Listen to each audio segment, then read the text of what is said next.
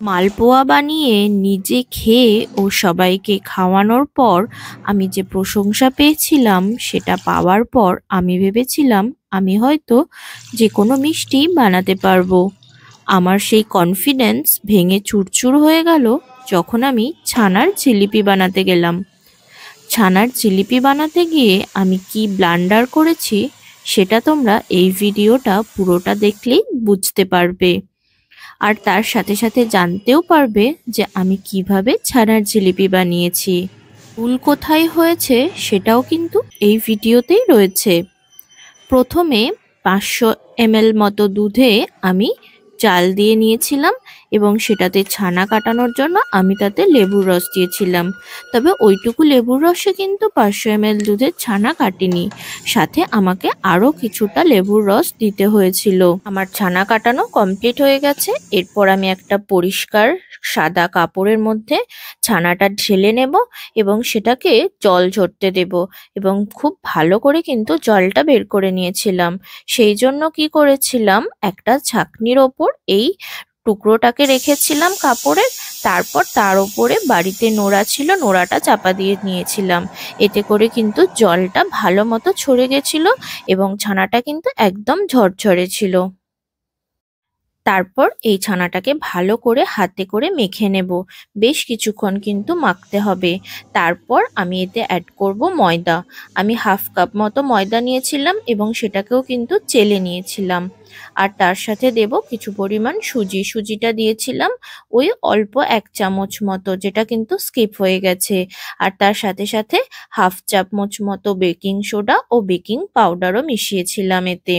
আর এই সমস্ত কিছু উপকরণ চেলে নেওয়া কিন্তু খুবই দরকার, তা না হলে কিন্তু শক্ত হয়ে যেতে পারে, গোলা গোলা কোনো দানা থেকে যেতে পারে। চেলে নিলে ব্যাপারটা খুব স্মুথ হয়। তারপর এটাকে ভালো করে শুকনো প্রথমে মেখে নেব। শুকনো মাখার পরও যদি অবশ্যই সেটা শুকনো শুকনোই থাকবে, সেই জন্য অল্প সামান্য একটুখানি জল নিয়ে নিয়ে মাখতে হবে। মাখার পর দেখো মোটামুটি একটা ভালো ডো আমি বানাতে পেরে গেছি। ঠিক এইরকম হয়ে যাওয়ার পর তারপর আমি এটাকে আলাদা আলাদা করে ভাগ করে নেব, ঠিক যেমন আমরা আটার সময় লেচি কেটে নিই রুটি বানানোর জন্য, ঠিক সেই রকম করে আমি ছোট ছোট বলের মতো বানিয়ে নেব। তারপর এটাকে কিভাবে জিলিপি শেপ দিই সেটা তোমরা দেখে নাও। তবে এটা বানানোর পর আমি এটা বুঝেছিলাম যে আমাকে ময়দার পরিমাণটা আরেকটু কম দেওয়া আমার উচিত ছিল।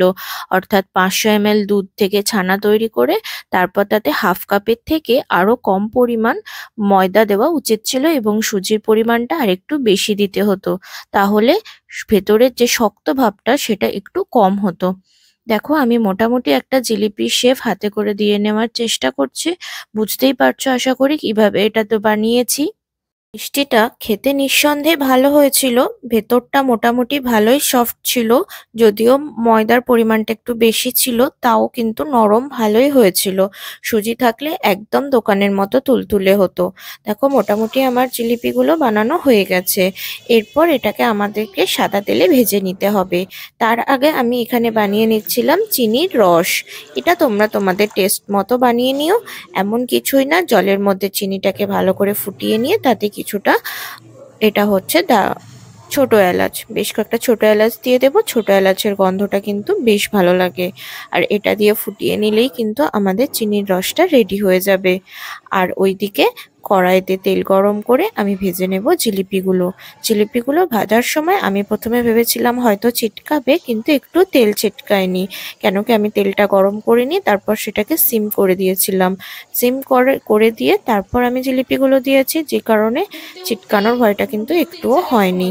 তারপর এগুলো ভালো করে ভাজা হয়ে যাওয়ার পর আমি এটাকে তুলে নিয়েছি একটা আলাদা পাত্রে।